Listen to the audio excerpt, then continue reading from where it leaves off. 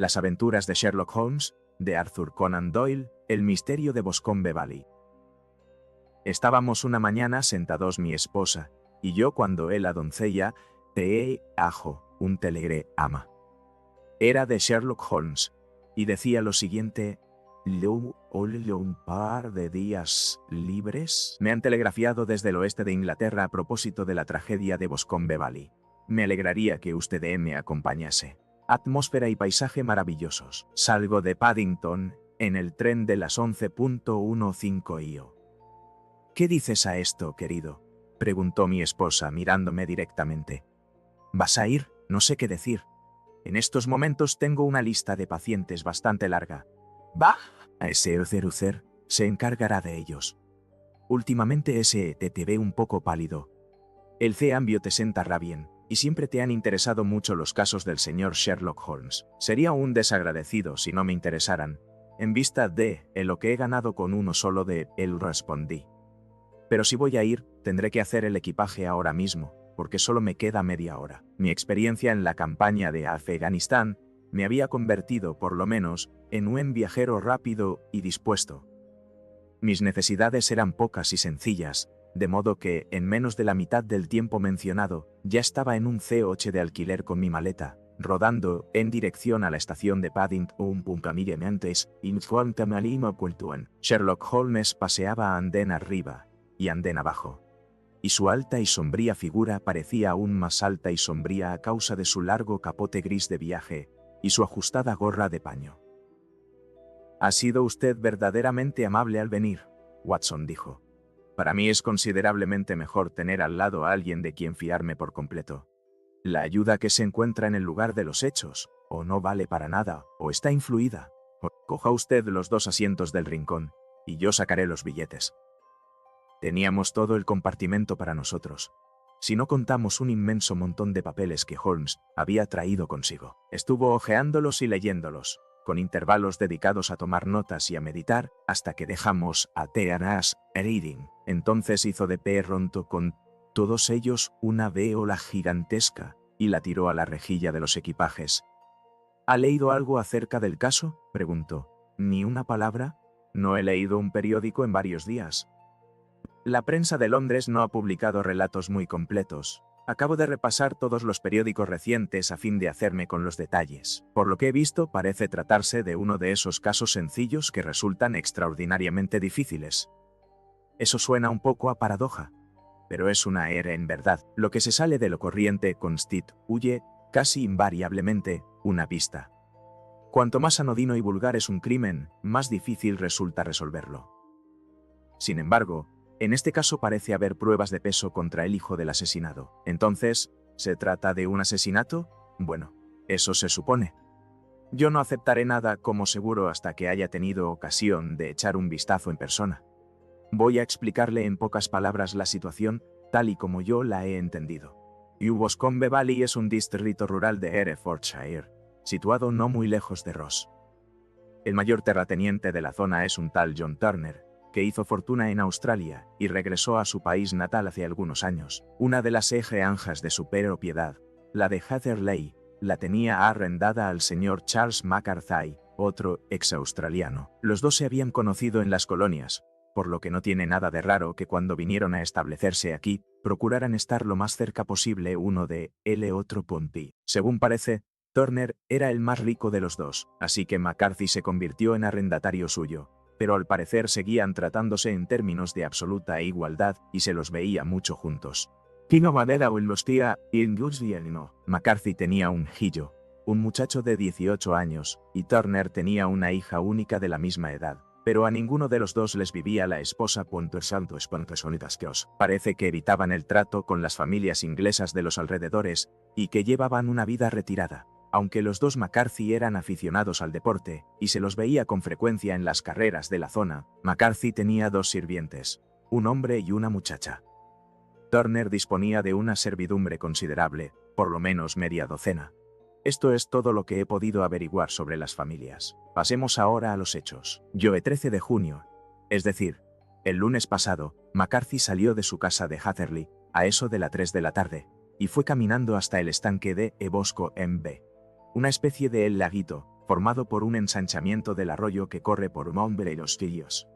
Bosopabón, en Embalsito, el valle de Boscombe. Por la mañana había estado con su criado en Ross y le había dicho que tenía que darse prisa, porque a las 3 tenía una cita importante. Una cita de la Kia que no regresó vivo.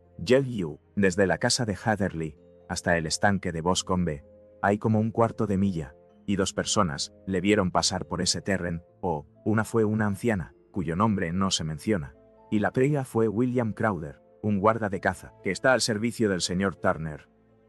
Los testigos aseguran que el señor McCarthy iba caminando el guarda añade que a él, los pocos minutos de haber esto pasar al señor McCarthy vio pasar a su hijo en la misma dirección, con una escopeta bajo el brazo. En su opinión, el padre todavía estaba al alcance de la vista, y el hijo iba siguiéndolo. No volvió a pensar en el asunto, hasta que por la tarde se enteró de la tragedia que había ocurrido. Hubo alguien más que vio a los 2 McCarthy, después de que William Crowder, el guarda, los perdiera de vista. El estanque de Boscombe está rodeado de espesos bosques, con solo un pequeño reborde de hierba y juncos al alrededor. Una muchacha de 14 años, Patience Moran, hija del guardés del pabellón de Boscombe Valley, se encontraba en uno de los bosques cogiendo flores. Ha declarado que, mientras estaba allí, vio en el borde del bosque y cerca del estanque al señor McCarthy y su hijo, que parecían estar discutiendo acaloradamente. Oyó al mayor de los McCarthy dirigirle a su hijo palabras muy fuertes, y vio a este levantar la mano como para pegar a su padre. La violencia de la escena la asustó tanto que echó a correr, y cuando llegó a su casa le contó a su madre que había visto a los 2 McCarthy discutiendo junto al estanque de Boscombe, y que tenía miedo de que fueran a pelear. Apenas había terminado de hablar cuando el joven McCarthy llegó corriendo al pabellón, diciendo que había encontrado a su padre muerto en el bosque, y pidiendo ayuda al guardés Venía muy excitado, sin escopeta ni sombrero, y vieron que tenía la mano y la manga derechas manchadas de sangre fresca. Fueron con él, y encontraron el cadáver del padre tendido sobre la hierba junto al estanque. Le habían aplastado la cabeza a golpes con algún arma pesada y roma.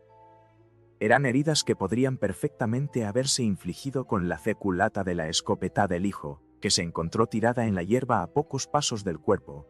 Dadas las circunstancias, el joven fue detenido inmediatamente. El martes la investigación resultado un veredicto de deo a homicidio primero intencionado y el miércoles compareció ante los magistrados de Ross, que han remitido el caso a la próxima sesión del tribunal. Estos son los hechos principales del caso, según se desprende de la investigación judicial y el informe policial. El caso no podría presentarse peor para el joven, comenté. Pocas veces se han dado tantas pruebas circunstanciales que acusasen con tanta insistencia al criminal. Las pruebas circunstanciales son muy engañosas, respondió Holmes, pensativo. Puede parecer que indican claramente una cosa, pero si cambias un poquito tu punto de vista, puedes encontrarte con que indican, con igual claridad, algo completamente diferente. Sin embargo, hay que confesar que el caso se presenta muy mal para el joven, y es muy posible que verdaderamente sea culpable. Sin embargo, existen varias personas en la zona, y entre ellas la señorita Turner, la hija del terrateniente, que creen en su inocencia y que han contratado al Lestrade, al que usted recordará de cuando intervino en el estudio Escarlata, para que investigue el caso en beneficio suyo. Lestrade se encuentra perdido y me ha pasado el caso a mí. Y esta es la razón de que 2 caballeros de edad mediana vuelen en este momento hacia el oeste, a 50 millas por hora, en lugar de digerir tranquilamente su desayuno en lugar de casa.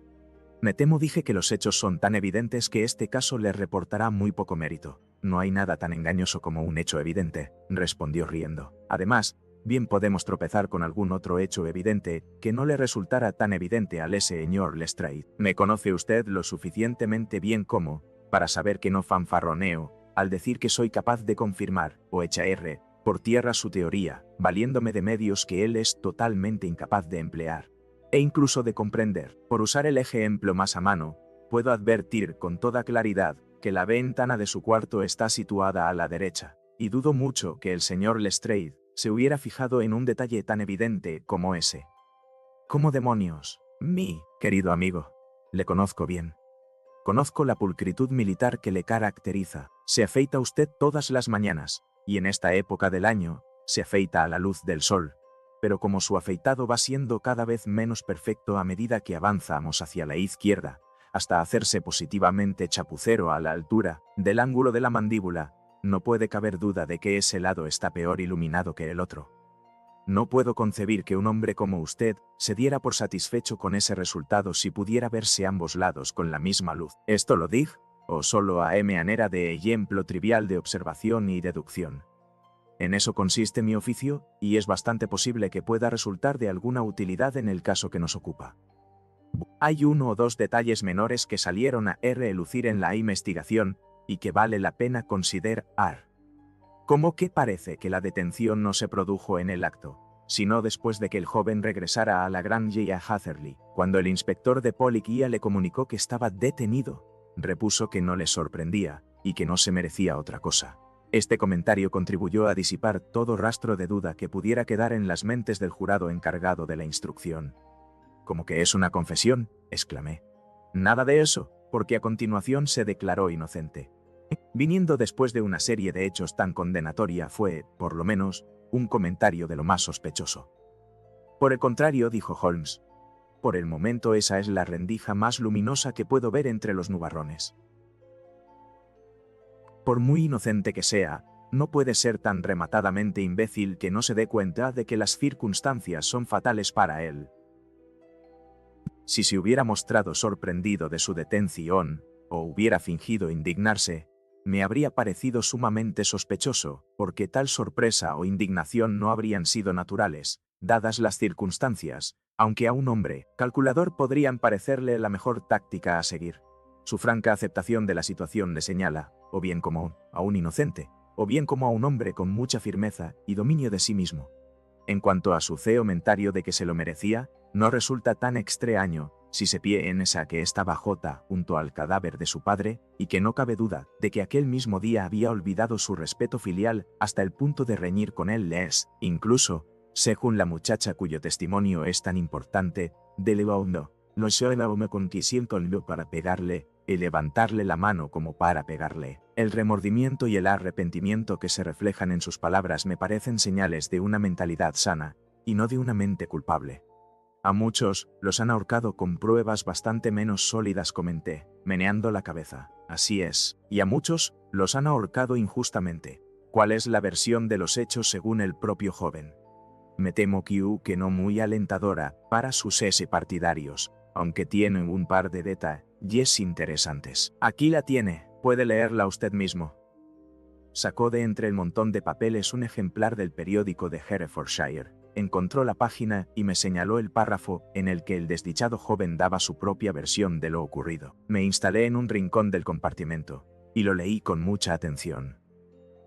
Decía así: compareció a continuación el señor James McCarthy, hijo único del fallecido, que declaró lo siguiente: había estado fuera de casa 3 días, que pasé en Bristol, y acababa de regresar la mañana del pasado lunes, día 3. Cuando llegué, mi padre no estaba en casa con Agatha, y la doncella me dijo que había ido a Ross con John Cobb, el caballerizo. Poco después de llegar, oí en el patio las ruedas de su coche. Miré por la ventana y le vi bajarse y salir a toda prisa del patio, aunque no me fijé en qué dirección se fue. Cogí entonces mi escopeta y eché a andar en dirección al estanque de Boscombe, con la intención de visitar las conejeras que hay al otro lado. Por el camino vi a William M. Crowder, el guarda, tal como él ha declarado, pero se equivocó al pensar que yo iba siguiendo a mi padre. No tenía ni idea de que él iba delante de mí. A unas 100 yardas del estanque oí el grito que mi padre y yo utilizábamos normalmente como señal. Al oírlo, eché a correr y lo encontré de pie junto al estanque. Pareció muy sorprendido de verme y me preguntó con bastante mal humor qué estaba haciendo allí. Nos enzarzamos en una discusión que degeneró en voces y casi en golpes, pues mi padre era un hombre de temperamento muy violento. Chinicoso, de esperazonesos.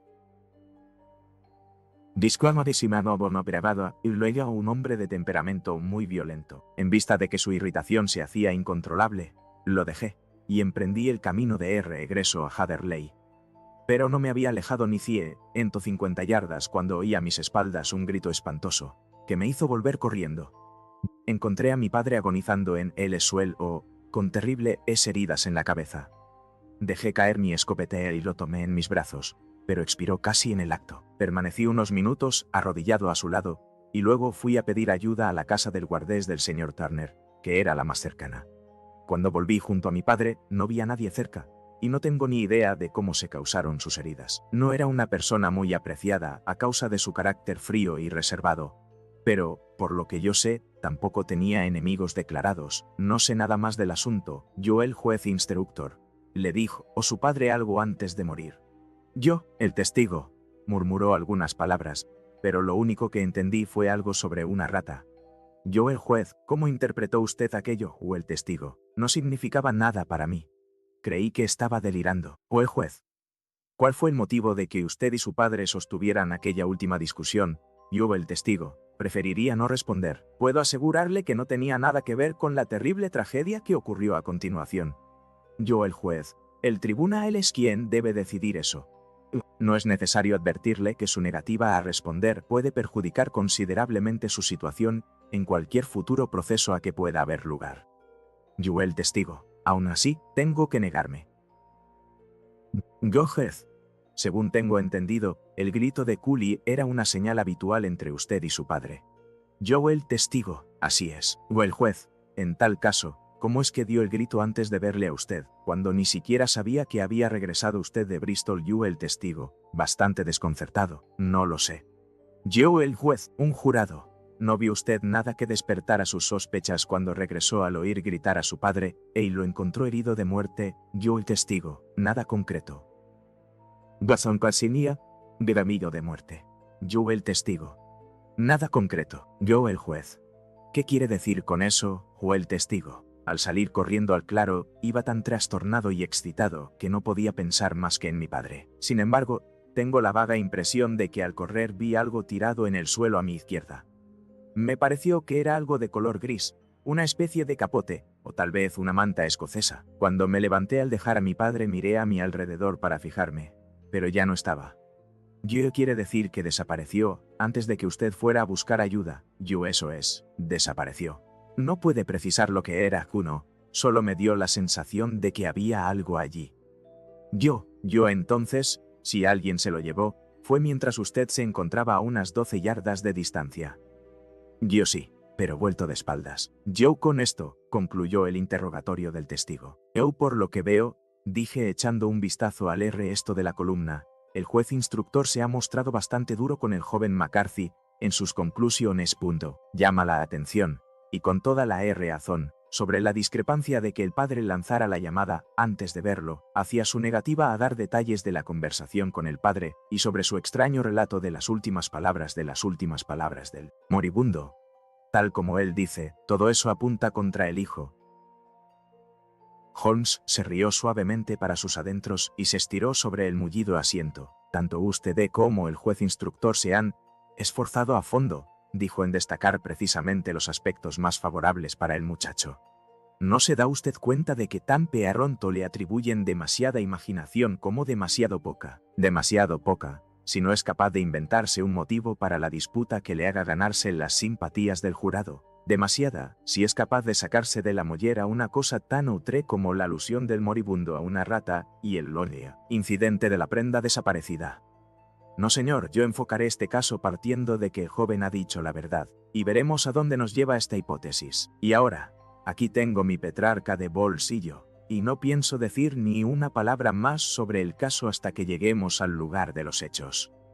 Comeremos en Swindon, y creo que llegaremos dentro de 20 minutos. Eran casi las 4 cuando nos encontramos, por fin, en el bonito pueblecito campesino de Ross, tras haber atravesado el hermoso valle del Steer Out y cruzado el ancho y reluciente Severnun. Un hombre delgado, con cara de hurón y mirada furtiva y astuta, nos esperaba en el andén. A pesar del guardapolvo marrón claro y de las polainas de cuero que llevaba como concesión al ambiente campesino, no tuve dificultad en reconocer al Lestrade de Scotland Yard. Fuimos con él en coche hasta el escudo de Hereford, donde ya se nos había reservado una habitación.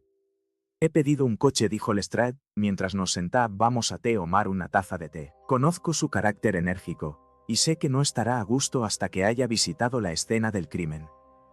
Es usted muy amable y halagador, respondió Holmes, pero todo depende de la presión barométrica. Lestrade pareció sorprendido. No comprendo muy bien, dijo. ¿Qué marca el barómetro? 29, por lo que veo, no hay viento, ni se ve una nube en el cielo. Vamos a ir a ti. Tengo aquí una caja de cigarrillos que piden ser fumados, y el sofá es muy superior a las habituales abominaciones que suelen encontrarse en los hoteles rurales. No creo probable que utilice el coche esta noche. Lestrade dejó escapar una risa indulgente. Sin duda, ya ha sacado usted conclusiones de los periódicos, dijo. El caso es tan vulgar como un palo de escoba, y cuanto más profundiza uno en él, más vulgar se vuelve. Pero, por supuesto, no se le puede decir que no a una dama, sobre todo a una tan voluntariosa. Había oído hablar de usted e insistió en conocer su opinión, a pesar de que yo le repetí un montón de veces que usted no podría hacer nada que yo no hubiera hecho ya. Pero, caramba, ahí está su coche en la puerta.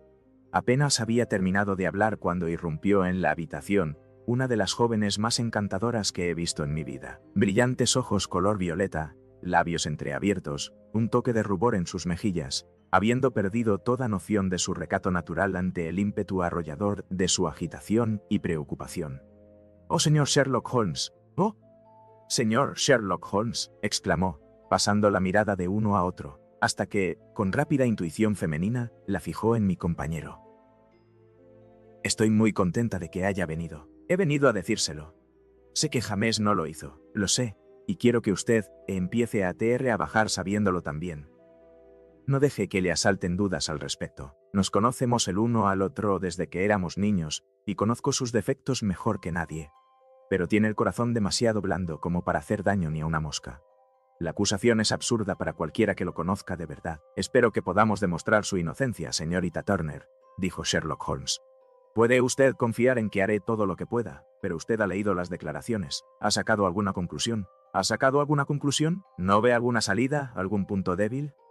¿No cree usted que es inocente? Creo que es muy probable. Ya lo ve usted», exclamó ella, echando atrás la cabeza y mirando desafiante a Lestrade. «Ya lo oye. Él me da esperanzas». Lestrade se encogió de hombros. «Me temo que mi colega se ha precipitado un poco al sacar conclusiones», dijo. «Pero tiene razón, sé que tiene razón. James no lo hizo. Y en cuanto a esa disputa con su padre, estoy segura de que la razón de que no quisiera hablar de ella al juez fue que discutieron acerca de mí». «¿Y por qué motivo? No es momento de ocultar nada. James y su padre tenían muchas desavenencias por mi causa. El señor McCarthy estaba muy interesado en que nos casáramos. James y yo siempre nos hemos querido como hermanos, pero, claro, él es muy joven y aún ha visto muy poco de la vida y, bueno, naturalmente todavía no estaba preparado para meterse en algo así. De ahí que tuvieran discusiones. Y esta, estoy segura, fue una más. ¿Y el padre de usted?», preguntó Holmes. «¿También era partidario de ese enlace?». «No. Él también se oponía. El único que estaba a favor era McCarthy». Un súbito rubor cubrió sus lozanas y juveniles facciones cuando Holmes le dirigió una de sus penetrantes miradas inquisitivas. «Gracias por esta información», dijo. «Podría ver a su padre si le visito mañana». «Me temo que el médico no lo va a permitir». «El médico sí, no lo sabía usted. El pobre papá no andaba bien de salud desde hace años, pero esto le ha acabado de hundir. Tiene que guardar cama. Y el Dr. Willows dice que está hecho polvo y que tiene el sistema nervioso destereozado».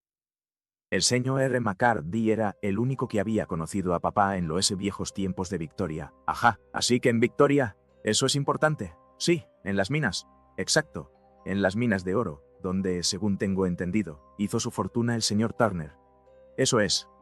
«Gracias, señorita Turner.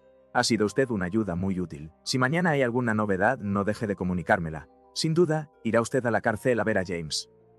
«Oh, señor Holmes, si lo hace, dígale, que yo sé que es inocente». «Así lo haré, señorita Turner. Ahora tengo que irme porque papá está muy mal, y me echa de menos si lo dejó solo. Adiós. Y que el señor le ayude en su empresa». Salió de la habitación tan impulsivamente como había entrado, y oímos las ruedas de su carruaje traqueteando calle abajo. «Estoy avergonzado de usted, Holmes», dijo Lestrade con gran dignidad, tras unos momentos de silencio. «¿Por qué despierta esperanzas que luego tendrá que defraudar? No soy precisamente un sentimental, pero a eso lo llamo crueldad. Creo que encontraré la manera de demostrar la inocencia de H.M.S. McCarthy, dijo Holmes. ¿Tiene usted autorización para visitarlo en la cárcel? Sí, pero solo para usted y para mí. En tal caso, reconsideraré mi decisión de no salir. Tendremos todavía tiempo para tomar un tren a Gifford y verlo esta noche, de sobra. Entonces, en marcha. Watson, me temo que se va a aburrir, pero solo estaré ausente un par de horas. Los acompañé andando hasta la estación, y luego vagabundeé por las calles del pueblecito, acabando por regresar al hotel, donde me tumbé en el sofá, y procuré interesarme en una novela policíaca. Pero la trama de la historia era tan endeble en comparación con el profundo misterio en el que estábamos sumidos, que mi atención se desviaba constantemente de la ficción a los hechos, y acabé por tirarla al otro extremo de la veredas habitación y entregarme por completo a recapacitar sobre los acontecimientos del día, suponiendo que la historia del desdichado joven fuera absolutamente cierta. Qué cosa diabólica, qué calamidad absolutamente imprevista y extraordinaria podía haber ocurrido entre el momento en que se separó de su padre y el instante en que, atraído por sus gritos, volvió corriendo al claro. Había sido algo terrible y mortal, pero ¿qué? ¿Podrían mis instintos médicos deducir algo de la índole de las heridas? Tiré de la campanilla y pedí que me trajeran el periódico semanal del Condado, que contenía una crónica textual de la investigación. En la declaración del forense se afirmaba que el tercio posterior del parietal izquierdo y la mitad izquierda del occipital habían sido fracturados por un fuerte golpe asestado con un objeto romo. Señalé el lugar en mi propia cabeza. Evidentemente, aquel golpe tenía que haberse asestado por detrás. Hasta cierto punto, aquello favorecía al acusado, y a que cuando se le vio discutiendo con su padre ambos estaban frente a frente. Aún así, no significaba gran cosa, ya que el padre podía haberse vuelto de espaldas antes de recibir el golpe. De todas maneras, quizá valiera la pena llamar la atención de Holmes sobre el detalle. Luego teníamos la curiosa alusión del moribundo a una rata. ¿Qué podía significar aquello? No podía tratarse de un delirio. Un hombre que ha recibido un golpe mortal no suele delirar. No, lo más probable era que estuviera intentando explicar lo que le había ocurrido. Pero, ¿qué podía querer decir? Me devané los sesos en busca de una posible explicación. Y luego estaba también el asunto de la prenda gris que había visto el joven McCarthy. De ser cierto aquello, el asesino debía haber perdido al huir alguna prenda de vestir, probablemente su gabán, y había tenido la sangre fría de volver a recuperarla en el mismo instante en que el hijo se arrodillaba, vuelto de espaldas, a menos de 12 pasos. Qué maraña de misterios e improbabilidades era todo el asunto. No me extrañaba la opinión del Lestrade, a pesar de lo cual tenía tanta fe en la perspicacia de Sherlock Holmes, que no perdía las esperanzas, en vista de que todos los nuevos datos parecían reforzar su convencimiento de la inocencia del joven McCarthy. Era ya tarde cuando regresó Sherlock Holmes. Venía solo, ya que Lestrade se alojaba en el pueblo. El barómetro continúa muy alto, comentó mientras se sentaba. Es importante que no llueve, basta que hayamos podido examinar el lugar de ese hechos. Por otra parte, para un TR abajito como ese o tiene que estar en plena forma y bien despierto, y no quiero hacerlo estando fatigado por un largo viaje. He visto al joven McCarthy. ¿Y qué ha sacado de él? Nada, no pudo arrojar ninguna luz, absolutamente ninguna. En algún momento, me sentí inclinado a pensar que él sabía quién él lo había hecho, y estaba encubriéndolo o encubriéndola. Pero ahora estoy convencido de que está tan a oscuras como todos los demás. No es un muchacho demasiado perspicaz, aunque sí bien parecido, y yo diría que de corazón noble. No puedo admirar sus gustos, comenté. Si es verdad eso de que se negaba a casarse con una joven tan encantadora como esta señorita Turner. En eso hay una historia bastante El tipo la quiere con locura, con desesperación, o hace unos años, cuando no era más que un mozalbete, y antes de conocerla bien a ella, porque la chica había pasado 5 años en un internado. ¿No va el muy idiota y se deja atrapar por una camarera de Bristol y se casa con ella en el juzgado? Nadie sabe una palabra del asunto, pero puede usted imaginar lo enloquecedor que tenía que ser para él que le recriminaran por no hacer algo que daría los ojos por poder hacer, pero que sabe que es absolutamente imposible. Fue uno de esos arrebatos de locura, lo que le hizo levantar las manos cuando su padre, en su última conversación, le seguía insistiendo en que el perero pusiera matrimonio a la señorita Turner. Por otra parte, carece de medios económicos propios y su padre, que era en todos los aspectos un hombre muy duro, le habría repudiado por completo si se hubiera enterado de la verdad. Con esta esposa camarera es con la que pasó los últimos 3 días en Bristol, sin que su padre supiera dónde estaba. Acuérdese de este detalle.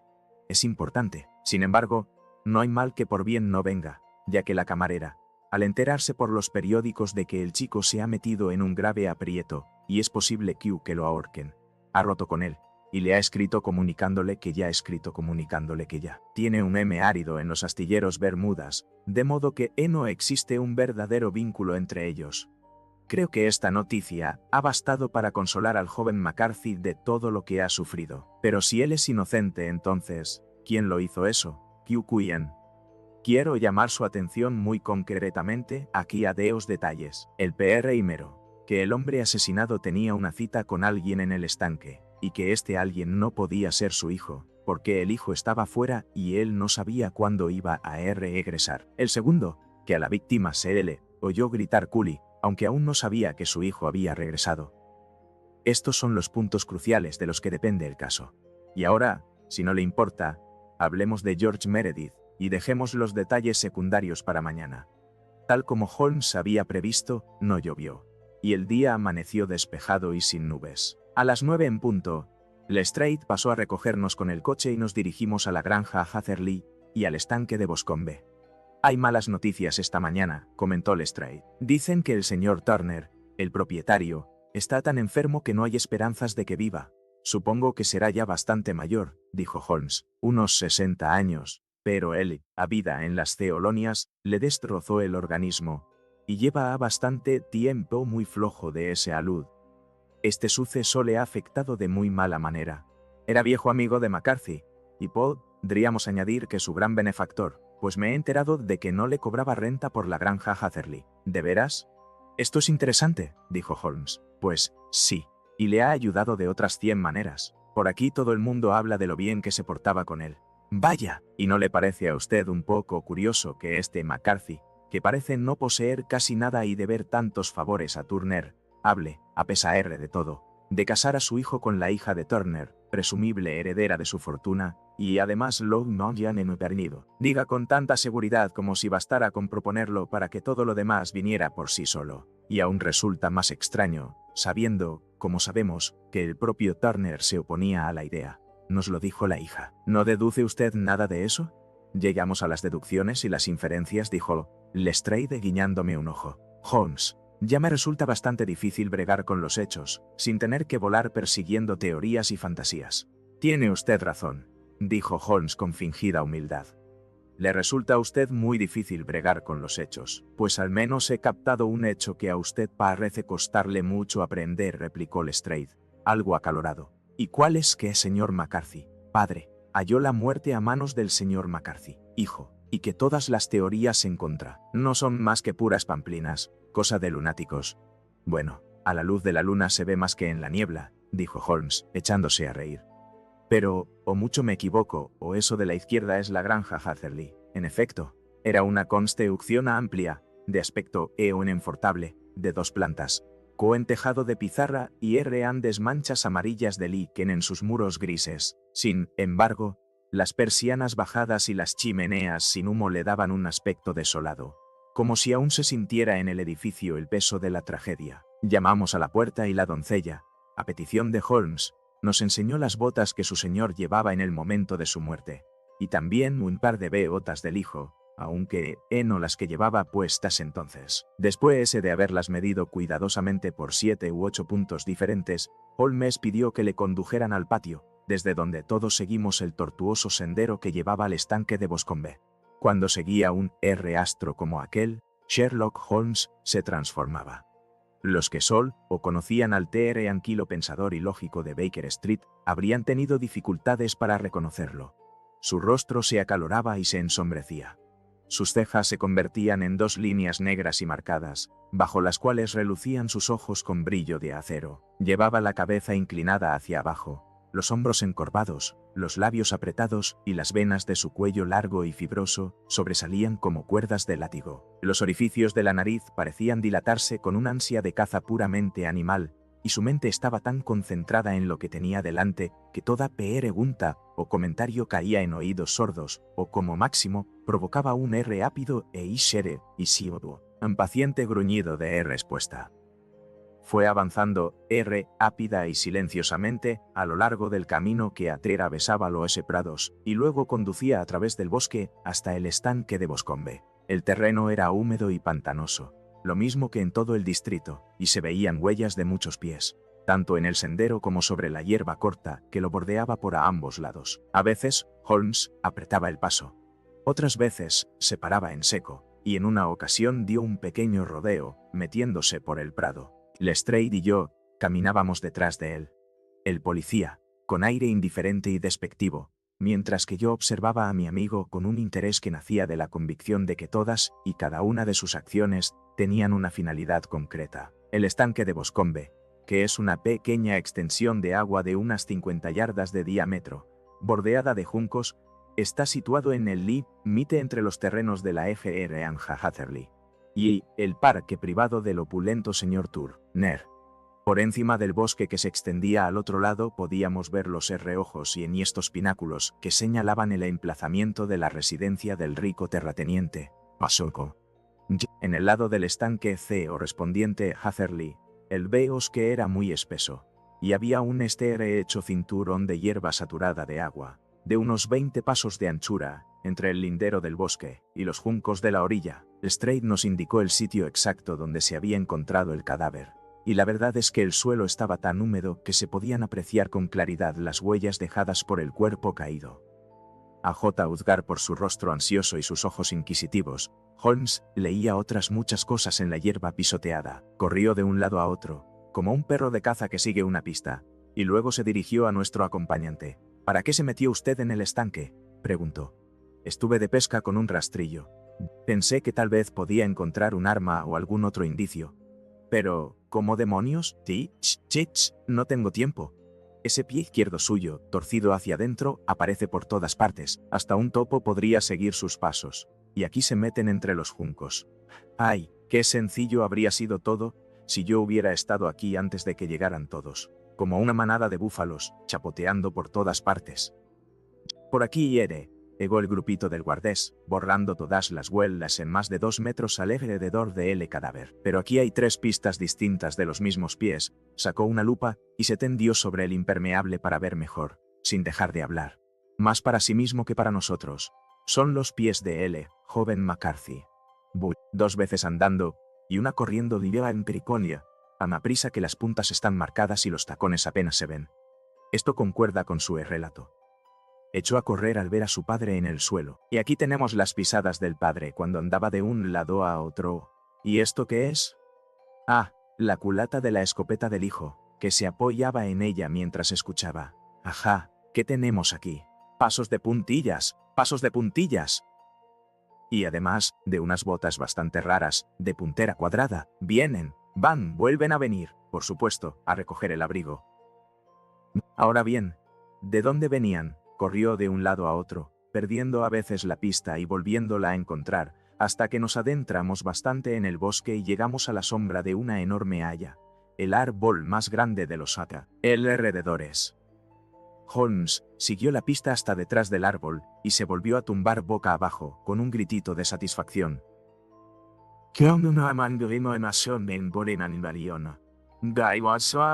Un gritito de satisfacción se quedó allí durante un buen rato, levantando las hojas y las ramitas secas, recogiendo en un sobre algo que a mí me pareció polvo, y examinando con la lupa no solo el suelo sino también la corteza del árbol, hasta donde pudo alcanzar. Tirada entre el musgo había una piedra de forma irregular, que también examinó atentamente, guardándosela luego. A continuación siguió un sendero que atravesaba el bosque hasta salir a la carretera, donde se perdían todas las huellas. Ha sido un caso sumamente interesante, comentó, volviendo a forma de ser habitual. Imagino que esa casa Egeris de la derecha debe ser el pabellón del guarda. Creo que voy a entrar a cambiar unas palabras con Moran y tal vez escribir una notita. Una vez hecho eso, podemos volver para comer. Ustedes pueden ir andando hasta el coche, que yo me reuniré con ustedes enseguida. Tardamos unos 10 minutos en llegar hasta el coche y emprender el regreso a Ross. Holmes seguía llevando la piedra que había recogido en el bosque. Puede que esto le interese, Lestrade comentó, enseñándosela. Con esto se cometió el asesinato. No veo ninguna señal. No las hay. Y entonces, ¿cómo lo sabe? Debajo de ella, la hierba estaba crecida. Solo llevaba unos días tirada allí. No se veía que hubiera sido arrancada de ningún sitio próximo. Su forma corresponde a las heridas. No hay rastro de ninguna otra arma. Y el asesino, es un hombre alto, zurdo, que cojea un poco de la pierna derecha, lleva botas de caza con suela gruesa y un capote gris, fuma cigarros indios con boquilla, y lleva una navaja mellada en el bolsillo. Hay otros varios indicios, pero estos deberían ser suficientes para avanzar en nuestra investigación. Lestrade se echó a reír. Me temo que continúo siendo escéptico, dijo. Las teorías están muy bien, pero nosotros tendremos que vérnoslas con un tozudo jurado británico. Nos verrons, respondió Holmes muy tranquilo. Usted siga su método, que yo seguiré el mío. Estaré ocupado esta tarde, y probablemente regresaré a Londres en el tren de la noche, dejando el caso sin terminar. No, terminado, pero el misterio está resuelto. ¿Quién es, pues, el asesino, el caballero que le he descrito? El bolsillo van luna hermosura. Pero, ¿quién es? No creo que resulte tan difícil averiguarlo. Esta zona no es tan populosa.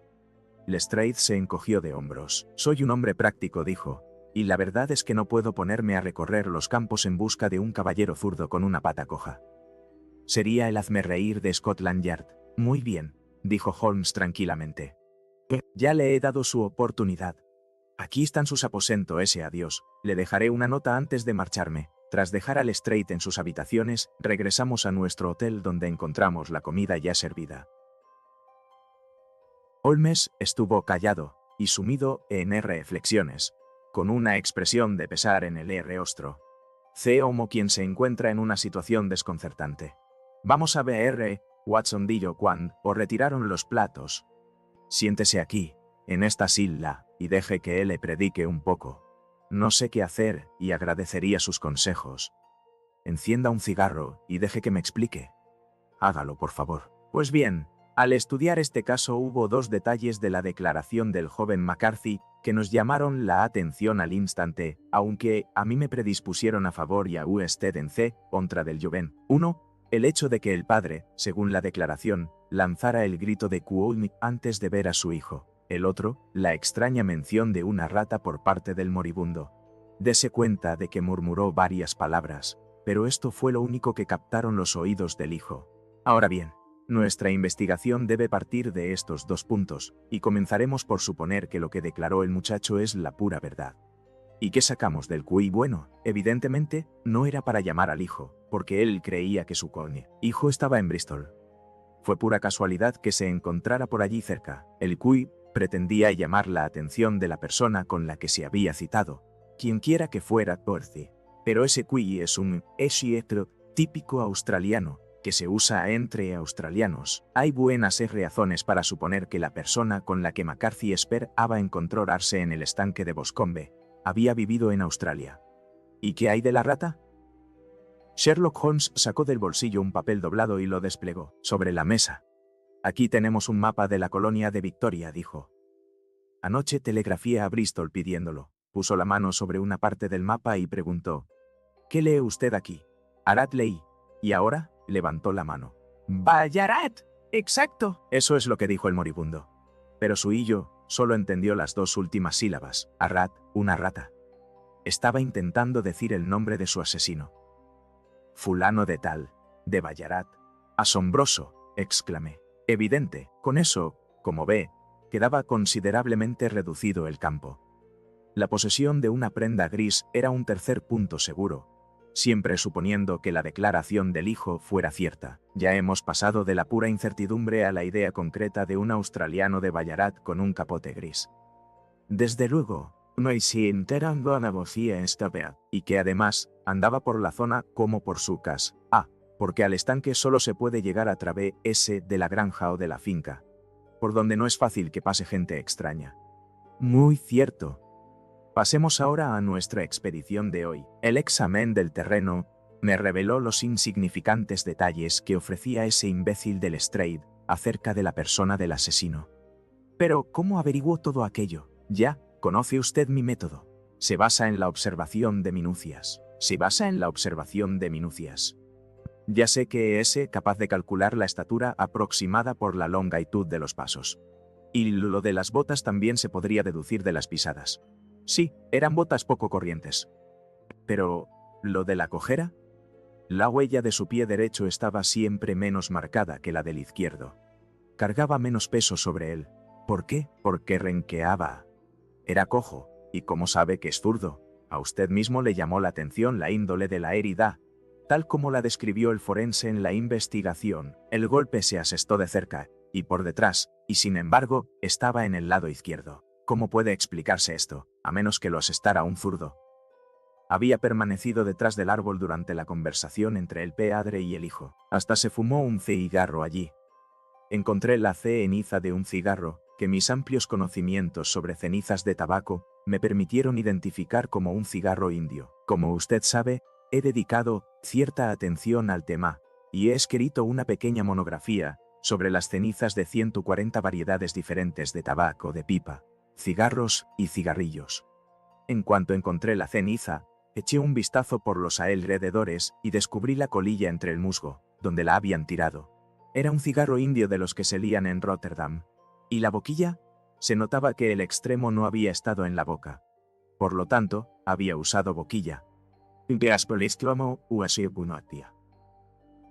lo tanto, había usado boquilla. La punta estaba cortada, no arrancada de un mordisco, pero el corte no era limpio, de lo que deduje la existencia de una navaja mellada.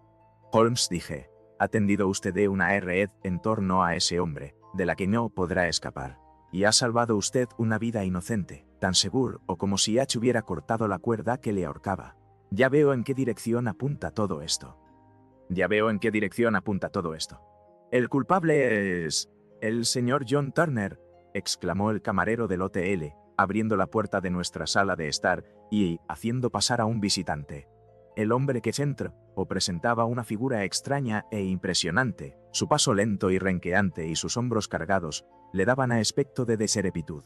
Pero sus facciones duras, marcadas y arrugadas, así como sus enormes miembros, indicaban que poseía una extraordinaria energía de cuerpo y carácter. Su barba enmarañada, su cabellera gris y sus cejas prominentes y lacias contribuían a dar a su apariencia un aire de dignidad y poderío. Pero su rostro era blanco ceniciento, y sus labios y las esquinas de los orificios nasales presentaban un tono azulado, con solo mirarlo, pude darme cuenta de que era presa de alguna enfermedad crónica y mortal.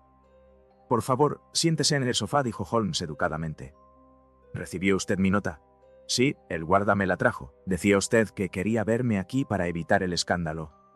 Me pareció que si yo iba a su residencia podría dar que hablar. ¿Y por qué quería usted verme? Miró fijamente a mi compañero, con la desesperación pintada en sus cansados ojos, como si su pregunta ya estuviera contestada. Sí, eso es, dijo Holmes, respondiendo más a la mirada que a las palabras. Sé todo lo referente a McCarthy. El anciano se hundió la cara entre las manos. Que Dios se apiade de mí, exclamó, pero yo no habría permitido que le ocurriese ningún daño al muchacho. Le doy mi palabra de que habría confesado si las cosas se le hubieran puesto feas en el juicio. Me alegra oírle decir eso, dijo Holmes muy serio. Ya habría confesado de no ser por mi hija. ¿Esto le rompería el corazón? Y se lo romperá cuando se entere de que me han detenido. Puede que no se llegue a eso, dijo Holmes. ¿Cómo dice? Yo no soy un agente de la policía. Tengo entendido que fue su hija la que solicitó mi presencia aquí, y actuó en nombre suyo. No obstante, el joven McCarthy debe quedar libre. Soy un moribundo, dijo el viejo Turner. Hace años que padezco diabetes. Mi médico dice que podría no durar ni un mes. Pero preferiría morir bajo mi propio techo y no en la cárcel. Holmes se levantó y se sentó a la mesa con la pluma en la mano y un legajo de papeles delante. Limítese a contarnos la verdad, dillo. Yo tomaré nota de los hechos. Usted lo firmará y Watson puede servir de testigo. Así podré, en último extremo, presentar su confesión para salvar al joven McCarthy. Le prometo que no la utilizaré a menos que sea absolutamente necesario. Perfectamente, di yo el anciano. Es muy dudoso que Pío viva hasta el juicio, así que me importa bien poco, pero quisiera evitarle a Alice ese golpe puela. Y ahora, le voy a explicar todo el asunto. La agción abarca mucho tiempo, pero tardaré muy poco en contarlo. Usted no conocía al muerto, a ese McCarthy. Era el diablo en forma humana, se lo aseguro. Que Dios le libre de caer en las garras de un hombre así. Me ha tenido en sus manos durante estos 20 años, y ha arruinado mi vida. Pero primero le explicaré cómo caí en su poder. Yo a principios de los 60, o estaba en las minas. Era entonces un muchacho impulsivo y temerario, dispuesto a cualquier cosa. Me enredé con malas compañías, me aficioné a la bebida, no tuve suerte con mi mina, me eché al monte, y en una palabra, me convertí en lo que aquí llaman un salteador de caminos. Éramos 6, y llevábamos una vida de lo más salvaje, robando de vez en cuando algún rancho, o asaltando las carretas que se dirigían a las excavaciones. Otros son distintos, de conbrigo mi dinero fuerte un viendo. Me hacía llamar Black Jack K de Ballarat, y aún se acuerdan en la colonia de nuestra cuadrilla, la banda de Ballarat. Un día, partió un cargamento de oro de Ballarat a Melbourne, y nosotros lo emboscamos y lo asaltamos. Había 6 soldados de escolta contra nosotros 6, de manera que la cosa estaba igualada. Pero a la primera descarga, vaciamos 4 monturas. Aún así, TRs de los nuestros murieron antes de que nos apoderáramos del botín. Apunté con mi pistola a la cabeza del conductor del carro, que era el mismísimo McCarthy. Ojalá le hubiese matado entonces, pero le perdoné aunque vi sus malvados ojillos clavados en mi rostro, como si intentara retener todos mis rasgos. Nos largamos con el oro, nos convertimos en hombres ricos, y nos vinimos a Inglaterra sin despertar sospechas. Aquí me despedí de mis antiguos compañeros, decidido a establecerme y llevar una vida tranquila y respetable. Compré esta finca, que casualmente estaba a la venta, y me propuse hacer algún bien con mi dinero para compensar el modo en que lo había adquirido. Me casé, y aunque mi esposa murió joven, me dejó a mi querida Alice. Aunque no era más que un bebé, su minúscula manita parecía guiarme por el buen camino, como no lo había hecho nadie. En una palabra, pasé una página de mi vida y me esforcé por reparar el pasado. Me esforcé por reparar el pasado. Todo iba bien, hasta que McCarthy me echó las zarpas encima. Yo había ido a Londres para tratar de una inversión, y me lo encontré en Regent Street, prácticamente sin nada que ponerse encima. Aquí estamos, Jack me dijo, tocándome el brazo. Vamos a ser como una familia para ti. Somos 2, mi hijo y yo, y tendrás que ocuparte de nosotros. Si no lo haces, bueno, Inglaterra es un gran país, respetuoso de la ley, y siempre hay un policía al alcance de la voz. Así que se vinieron al oeste, sin que hubiera forma de quitármelos de encima, y aquí han vivido desde entonces, en mis mejores tierras, sin pagar renta. Ya no hubo para mí reposo, paz ni posibilidad de olvidar. Allá donde me volviera, veía a mi lado su cara astuta y sonriente. Y la cosa empeoró al crecer Alice, porque él enseguida dio cuenta de que tenía más miedo a que ella se enterara de mi pasado que de que lo supiera la policía. Me pedía todo lo que se le antojaba, y yo se lo daba todo sin discutir: tierra, dinero, casas, hasta que por fin me pidió algo que yo no le podía dar. Me pidió a Alice, y resulta que su hijo se había hecho mayor, igual que mi hija, y como era bien sabido que yo no andaba bien de salud, se le ocurrió la gran idea de que su hijo se cuidara con todas mis propiedades. Pero aquí me planté. No estaba dispuesto a que su maldita estirpe se mezclara con la mía. No es que me disgustara el muchacho, pero llevaba la sangre de su padre, y con eso me bastaba. Me mantuve firme. McCarthy me amenazó. Yo le desafié a que hiciera lo peor que se le ocurriera. Quedamos citados en el estanque, a mitad de camino de nuestras 2 casas, para hablar del asunto. Yo cuando llegué allí, lo encontré hablando con su hijo, de modo que encendí un cigarro y esperé detrás de un árbol a que se quedara solo. Pero, según le oía hablar, iba saliendo a flote todo el odio y el rencor que yo llevaba dentro. Estaba instando a su hijo a que se casara con mi hija, con tan poca consideración por lo que ella pudiera opinar, como si se tratara de una buscona de la calle. Me volvía loco al pensar que yo y todo lo que yo más quería, estábamos en poder de un hombre semejante. ¿No había forma de romper las ataduras? Me quedaba poco de vida y estaba desesperado. Aunque conservaba las facultades mentales y la fuerza de mis miembros, sabía que mi destino estaba sellado. Pero, ¿qué recuerdo dejaría y qué sería de mi hija? Las dos cosas podían salvarse si conseguía hacer callar aquella maldita lengua. Lo hice, señor Holmes, y volvería a hacerlo. Aunque mis pecados han sido muy graves, he vivido un martirio para purgarlos, pero que mi hija cayera en las mismas redes que a mí me esclavizaron era más de lo que podía soportar. No sentí más remordimientos al golpear lo que si se era tratado de una alimaña repugnante y venenosa. Sus ejeritos hicieron volver al hijo, pero yo ya me había refugiado en el bosque, aunque tuve que regresar a por el capote que había dejado caer al huir. Esta es, caballeros, la verdad de todo lo que ocurrió. Bien, no me corresponde a mí juzgarle, dijo Holmes, mientras el anciano firmaba la declaración escrita que acababa de realizar. Y ruego a Dios que nunca nos veamos expuestos a semejante tentación. Espero que no, señor. ¿Y qué se propone usted hacer ahora? En vista de su estado de salud, nada. Usted mismo se da cuenta de que pronto tendrá que responder de sus acciones ante un tribunal mucho más alto que el de lo penal. Conservaré su confesión, y, si Maka Arrazai resulta condenado, me veré obligado a utilizarla. De no ser así, jamás la verán ojos humanos. Y su secreto, tanto si vive usted como si muere, estará a salvo con nosotros. Adiós, pues dijo el anciano solemnemente. Cuando les llegue la hora, su lecho de muerte se les hará más llevadero al pensar en la paz que han aportado al mío. Y salió de la habitación tambaleándose, con toda su gigantesca figura sacudida por temblores. «¡Que Dios nos asista!», exclamó Sherlock Holmes después de un largo silencio.